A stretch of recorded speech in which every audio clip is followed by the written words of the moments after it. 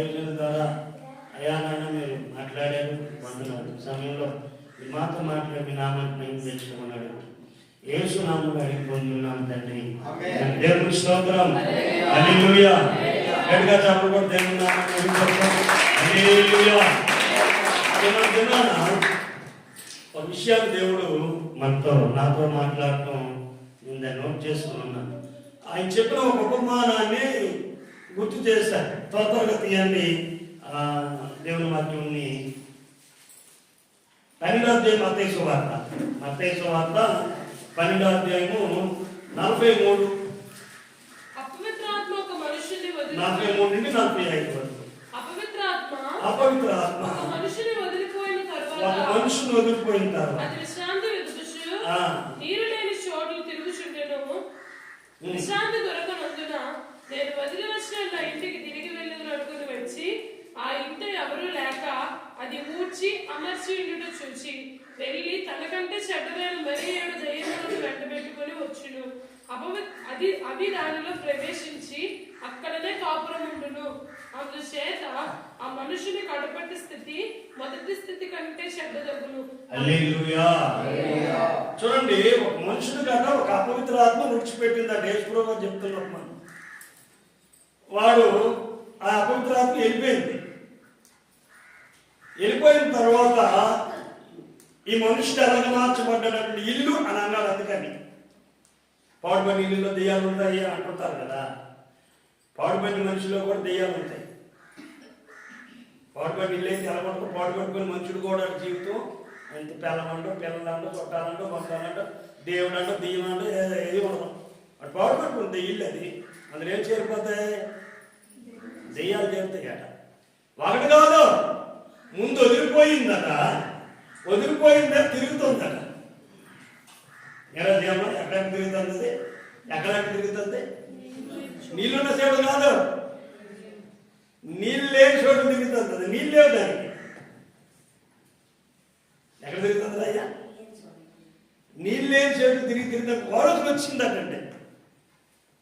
దానికి ఆత్మహత్యకు వచ్చింది. మళ్ళీ వదిలిపెట్టేశాను కదా, ఆ ఇల్లు ఎలా ఉంటుందో అని చూడడానికి వచ్చింది. ఓ సూపర్. ఇంతకు ముందు అయితే పాటలు నేను వదిలినప్పుడు రేకిల్లే, నేను వదిలిపోయినప్పుడు రేకిల్లే అన్ని ఎన్నాళ్ళు పట్టినా తెలియలేదు ఏంటి. నేను మళ్ళీ వచ్చేటప్పుడు డూప్లికేట్ బిల్డింగ్ ఉంది. ఏం బిల్డింగ్? Duplicate building. అబ్బా కబోర్డ్లు అంటే దీని అర్థం ఏంటంటే మనిషిని గురించి చెప్తున్నా, ఇల్లు గురించి కాదు.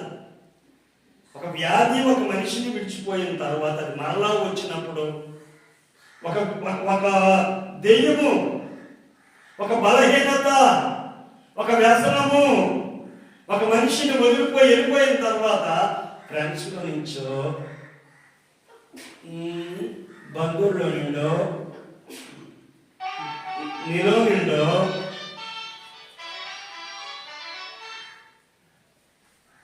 ఎన్నాళ్ళు చెప్పాలయ్యా మీ సెలవులో వచ్చేస్తామని చెప్పండి కదా. అయిపోయి వచ్చింది, ముగింపుకి వచ్చేస్తామని చెప్పండి. హల్లెలూయా. ఏంటి ఇల్లు అంట? అక్కడ అయిపోయింది, చదవండి. అది ఎలా ఉంది ఇల్లు? ఊడ్చి అన్ని అమర్చి, ఊడ్చి అమర్చి, ఇంకా అలా ఉండి చూచి, అంటే ఎవరు లేరు, నీట్గా పోయి ఏముండాలి? ఇప్పుడు ఆలయం అన్నాము, మందిరం అన్నాము. మనుషులు ఎవరా పెద్దోడు రాను ఇప్పుడు పెద్దోడు పోగ దెయ్యం పెట్టింది రా, నువ్వు బొక్కడం దెయ్యం పెట్టింది కదా, నువ్వు ఇది ఒక ఇల్లు అండి. ఎవడా చెప్పరేమి? ఒక దేవాలయం. యేసుప్రభు కూడా అన్నాడు కదా, మీలో నివసించి అన్నారు లేదా పత్రికల్లో, నేను మీలో నివసించి సంచరిస్తూ నేను మీకు తండ్రిని అయ్యింది, మీరు నాకు కుమారుడు, మీరు దేవుడిని అయ్యింది, మీరు నాకు ప్రజలైంది. ఒక దేవాలయానికి ఆవరణము ఉంటుంది, ఒక దేవాలయానికి పరిశుద్ధ స్థలము ఉంటుంది, దేవాలయానికి గర్భగుడి లేదా అతి పరిశుద్ధ స్థలం. మరి మనిషికో వెళ్ళిపోలే, నేను చెప్తాను, ఎవరైనా రారా, ఎక్కడికి రా, ఆ స్టిక్ తీసిరా.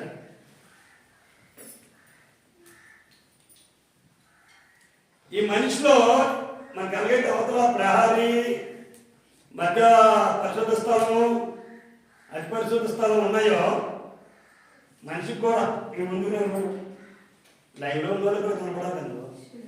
ఈ షేప్ ఏంటో తెలిసిందండి, ఇది ఆవరణం ఉంది.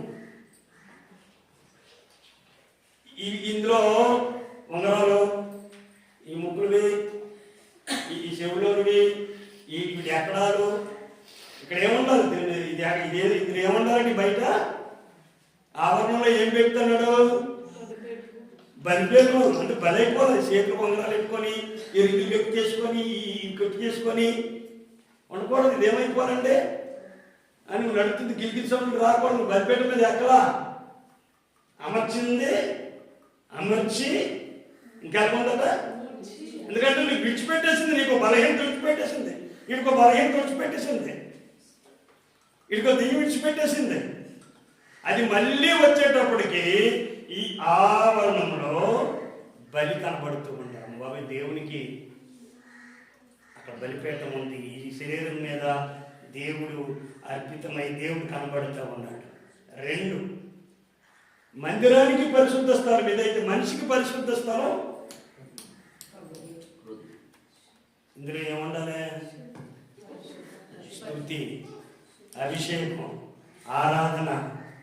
అతి పరిశుద్ధ స్థానం ఇది కదా. మనిషికి అతి పరిశుద్ధ స్థానం ఏమిటి, ఇందులో ఏమన్నారు మరి, దేవుని వెలుగు. అది చూడాలి, దేవుని వెలుగు, వాక్యం వినటం, వాక్యం చూడటం, వాక్యం. ఇదేంటి కదా, ఇదేంటిది అతి పరిశుద్ధ స్థానం. 1 2 3 ఏంటివి, మందసం. దేవుని మాట వినబడ కంటి కూడా అతను సరిగా చూడదు. దేవుని మాట ఎట్లా వినాలి, దేవుని మాటనే, దేవుని మాటనే. అది ఒక ఆలయానికి అతి పరిశుద్ధ స్థలం. తెర పట్ల వేసి జిగ్జిగులతో ఊడిపోయి పాటికి పరిశుద్ధ వస్త్రాలు వేసాడు దేవుని స్తోత్రం. అందుకే స్త్రీలకు కూడా సమర్పణ గురించి ఎందుకు మాట్లాడతామంటే, నీవు బలి అవ్వలేదు, నీ శరీరము ప్రభు సన్నిధిలో సజీవ సమర్పణగా అక్కడ కావాలా. మళ్ళీ అవస్తాడు, నిన్ను వదిలిస్తున్నాడు అతను చూడడు. ఏ జబ్బు అయితే వదిలిపెట్టిందో, నువ్వు మందిరాన్ని వదిలేస్తున్నావు డైరెక్ట్గా. ఏది నిన్ను వదిలిపెట్టిందో, ఏ దెయ్యం అయితే వదిలిపెట్టిందో, ఏ వ్యాధి అయితే వదిలిపెట్టిందో, అది నెక్స్ట్ టైం వచ్చి చూసినప్పుడు ఈ శరీరం మీద అర్పణ కనబడుతుందా, పాత జొంకాలు మనిషి కొత్త జొంకాలు, పాత గాజులు తీసి కొత్త గాజులు, నువ్వు కాదు లేవాలి, నువ్వేం నవ్వుకుంటా. పాత పీకేసి కొత్తను ఏమైనా వేసుకుంటున్నావా, గొలుసులు, ఆరాలు, సుట్కాయలు, మెట్టికాయలు. ఎందుకంటే ఆడున్నప్పుడు అవే ఉన్నాయి, ఆడు వెళ్ళిపోయిన తర్వాత ఏం మారింది బలాయ్. ఆడు మళ్ళీ వస్తాడు, ఏదో ఒక రూపంలో, ఏదో ఒక రూపంలో వస్తాడు. ఆడు ఎలాగొస్తాడు, ఆడు ఎలాగే వస్తాడు.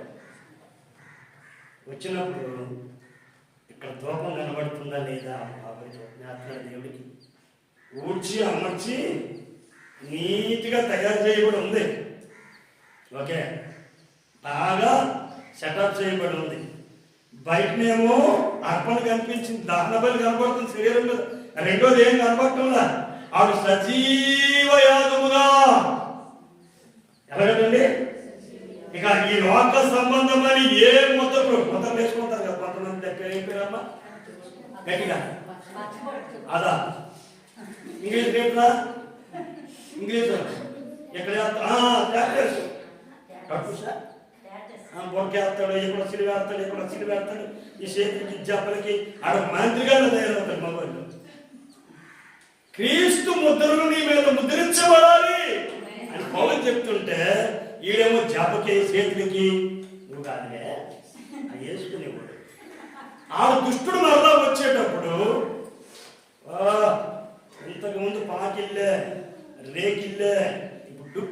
బిల్డింగ్లో తయారయ్యాడు. పవన్ బోర్డు వేస్తాడు ఇక్కడ భుజం మీద.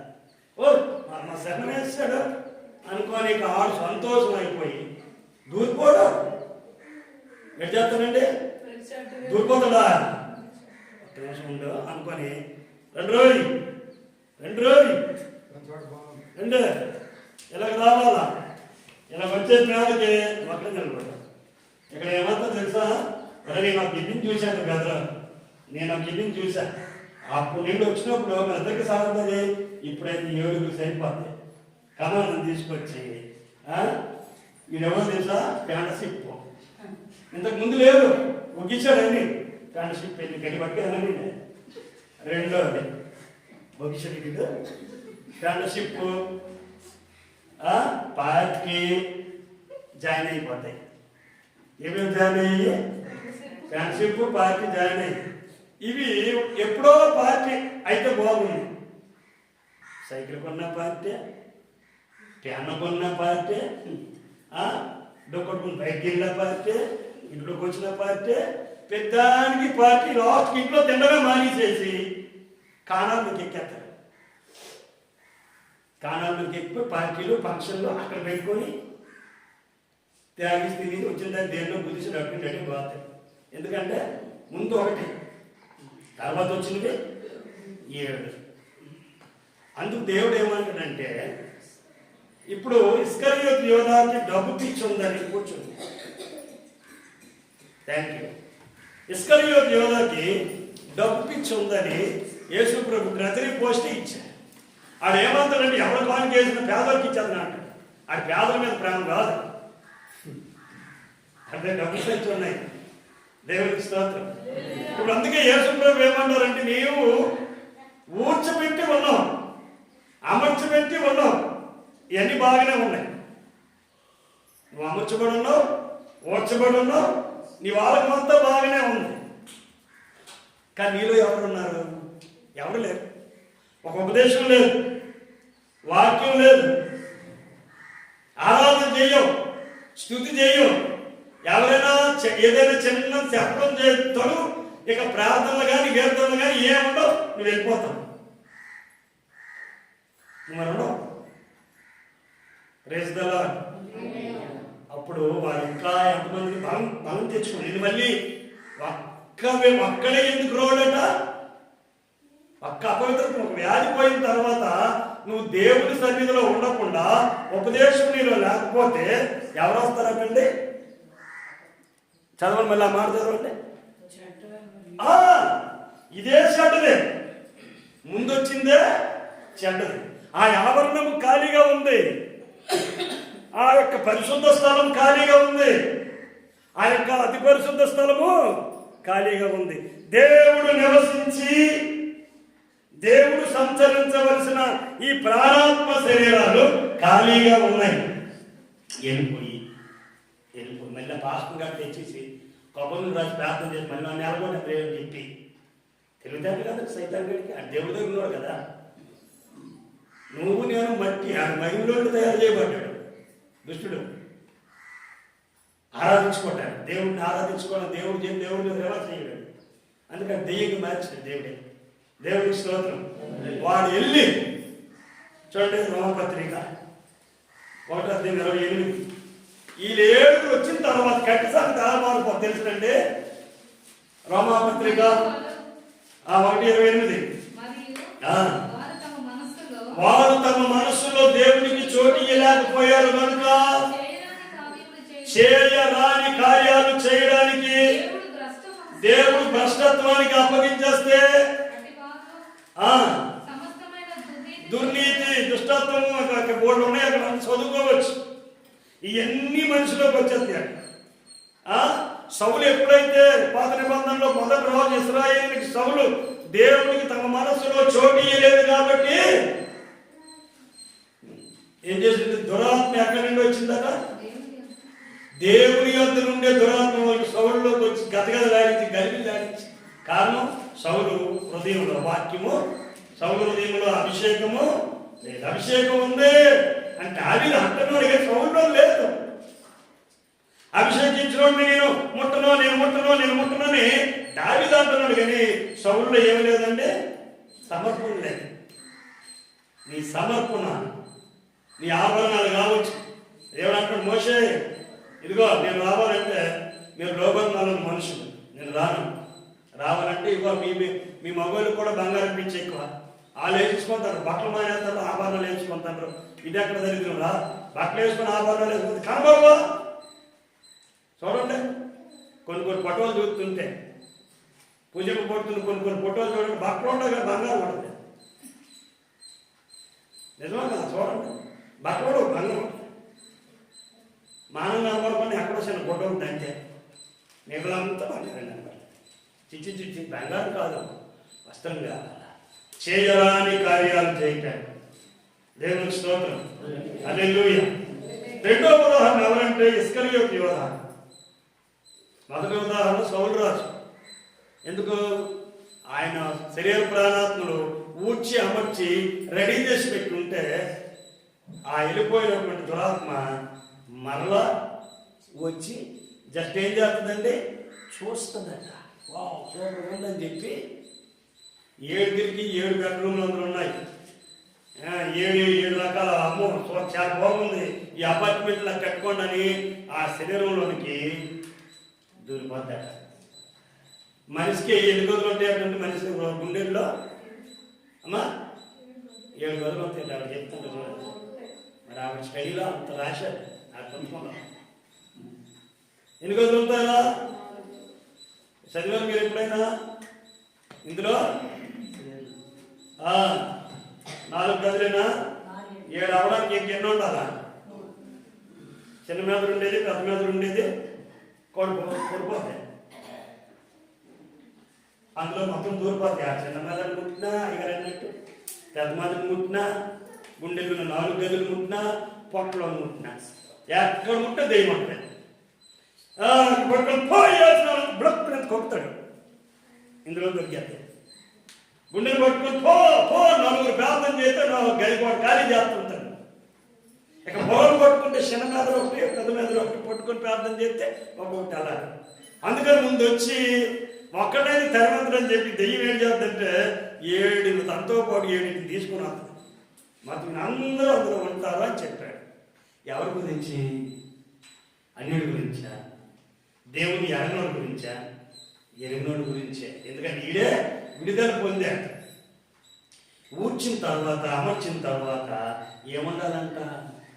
ఈ నోట కూర్చుంటే అమ్మా నిలబెట్టి అప్పా ఇవి కావా అంటే అమ్మే స్వస్థపరిచేస్తే అబ్బే స్వస్థపరుస్తాడు. నేను నడువు నొప్పి వచ్చింది, కాలు నొప్పి వచ్చింది, అమ్మా అబ్బా కాదు. ఏసయ్యా స్తోత్రం అయ్యా, ఈ పరిస్థితిని బట్టి నీకు వందనాలయ్యా, నెలలేకపోతున్నాను నీకు వందనాలు, కానీ దుప్పు వారికి నీకు ఇస్తాను స్తోత్రం, ఉన్నత స్థానాన్ని నడిపిస్తాను స్తోత్రం అనుకొని లెగిసినోడు ఆ ఉదయంలో నేను చెప్పానుగా, ఆవరణము, పరిశుద్ధ స్థానము, అతి పరిశుద్ధ స్థానం.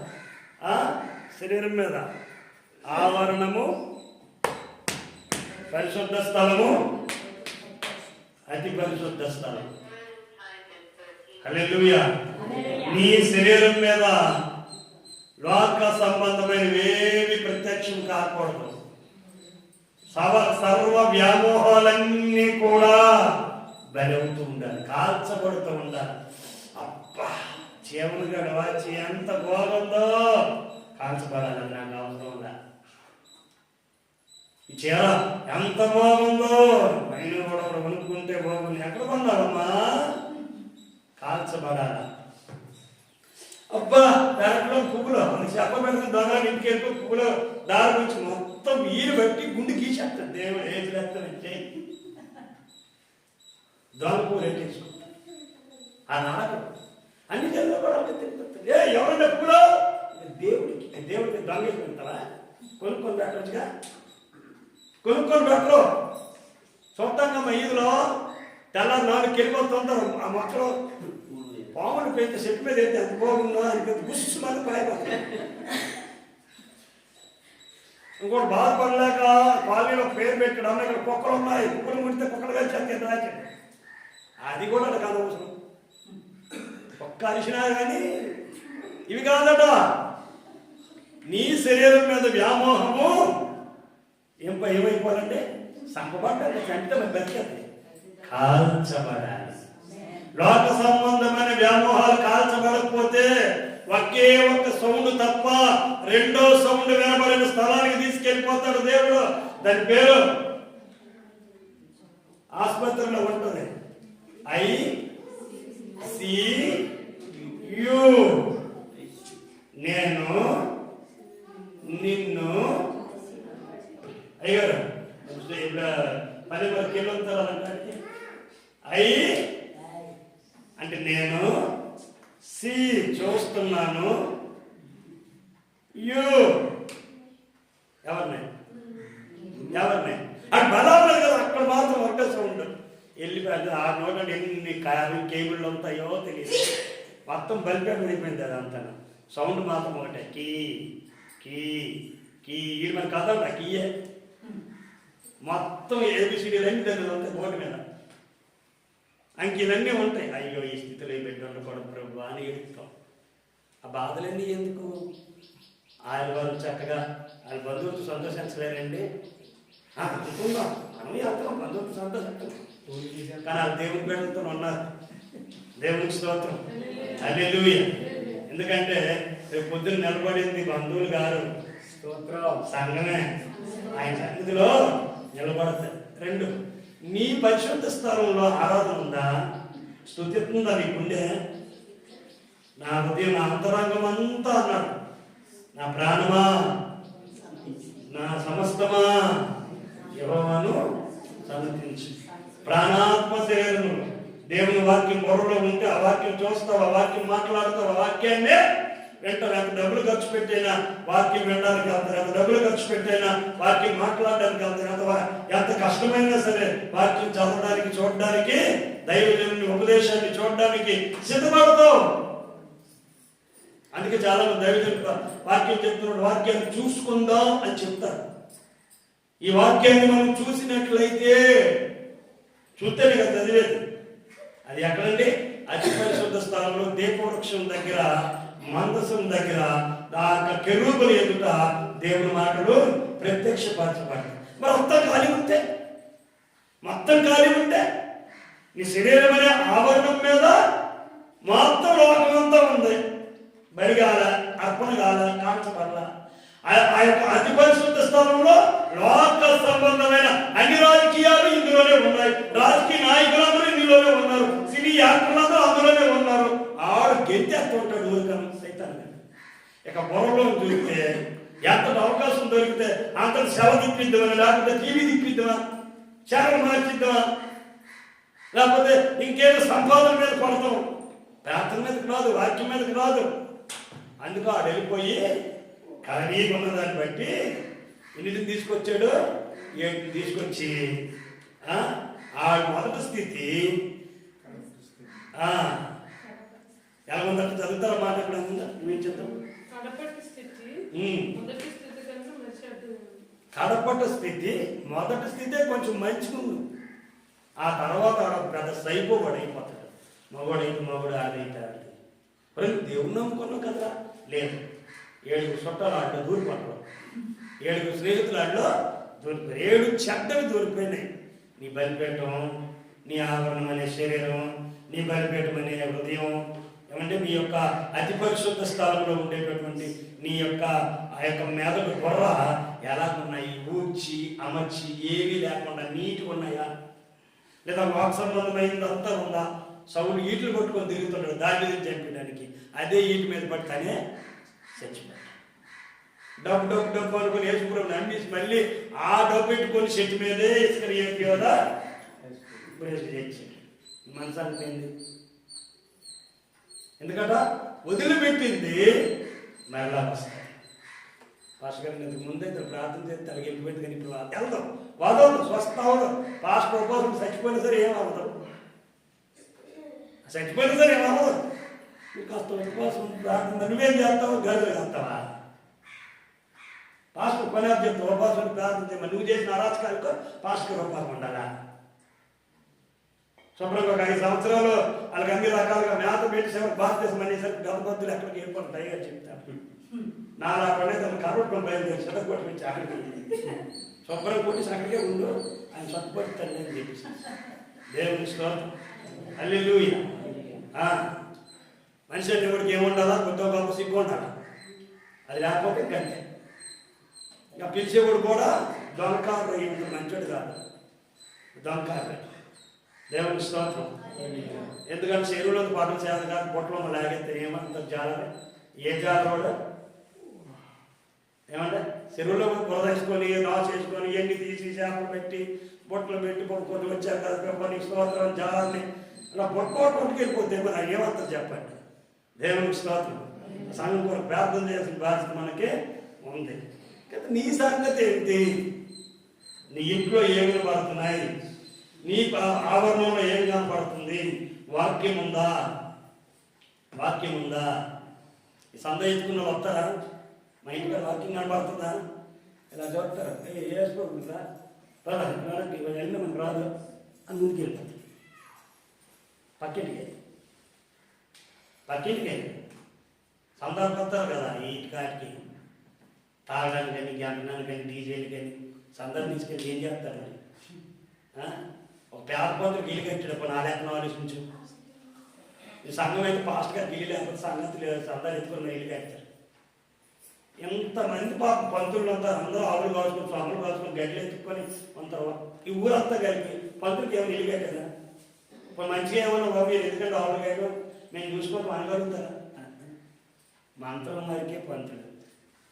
ఎంతవరకు అన్నా మంత్రం వరకే పంతులు. పూజ అయిపోయిన తర్వాత బకెట్ ఎగిరిపోతాయి.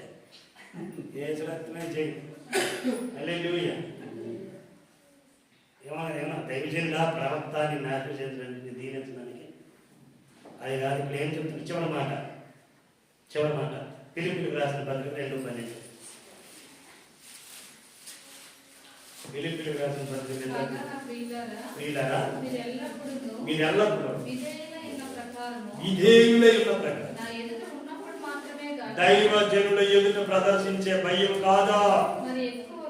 ఎక్కువగా దైవజనుడు లేని నీ ఇంటి దగ్గర ఉన్నప్పుడు, దైవజనుడు లేకుండా నీ పొలంలో ఉన్నప్పుడు, దైవజనుడు లేని నీ యొక్క వృత్తిలో నీ ఉన్నప్పుడు నీ సొంత రక్షణను భయముతోను వణుకుతోను చర్చి దగ్గర ఉన్నప్పుడు కానీ నాకు దైవజనుడు ఇంటికి వచ్చేటప్పుడు కానీ ఎంత వినయమో పైగా నేను తీసుకోవాలండి.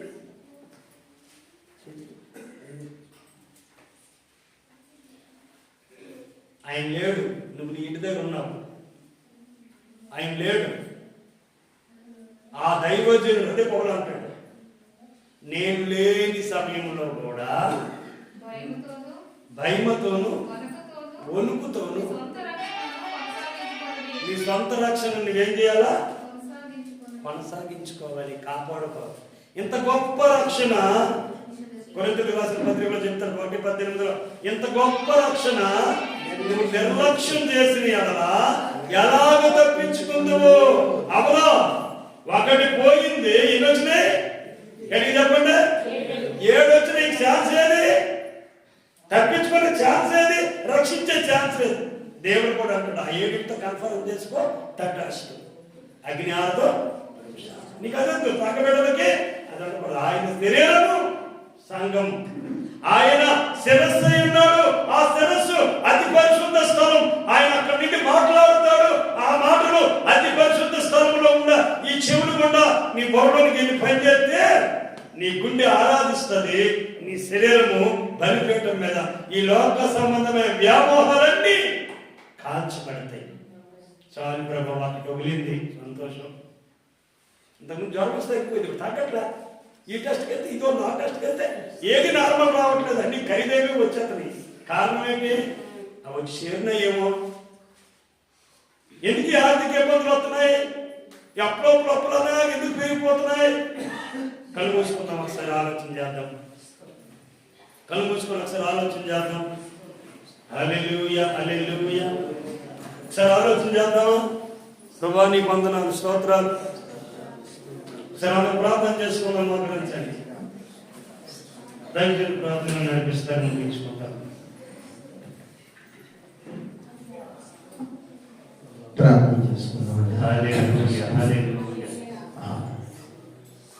చక్కని ఉపదేశాలు ఉపమానాన్ని హల్లెలూయా, గోపి గారు హల్లెలూయా, చక్కని హల్లెలూయా. మందిరాన్ని దేవుడు ఏర్పాటు చేశాడు. ప్రార్థన చేసుకున్నాం. స్తోత్రం. కృపా సత్య సంపూర్ణుడా, కనికర సంపూర్ణుడా, కృపచూపు దేవుడా, సత్యస్వరూపి, ఆత్మస్వరూపి, కృప కనిక్రములను యేసయ్యాని కొందనాలు. నాయనా, ఈ పునరుద్ధాన ఆదివారములు ప్రవేశపెట్టి చక్కని ఆరాధన, చక్కని సమయాన్ని మీరు మాకు ఇచ్చినందుకు కొందనాలు. మా ప్రియులు, నీ ప్రియ కుమారులు ఆయన గోపి గారిని బట్టి, అలాగే మేరీ గారిని బట్టి, సంఘ సభ్యులను బట్టి, సంఘ పెద్దలను బట్టి, వచ్చిన విశ్వాసులను బట్టి, చిన్న పెద్దలు, యవనస్తులు అందరిని బట్టి మీకు స్తోత్రాలు చెల్లిస్తున్నా. మా జీవితం ఎలా ఉంది, మా యొక్క స్థితిగతులు ఎలా ఉన్నాయి నాయనా, మొదటి స్థితి కంటే మరి కడపటి స్థితి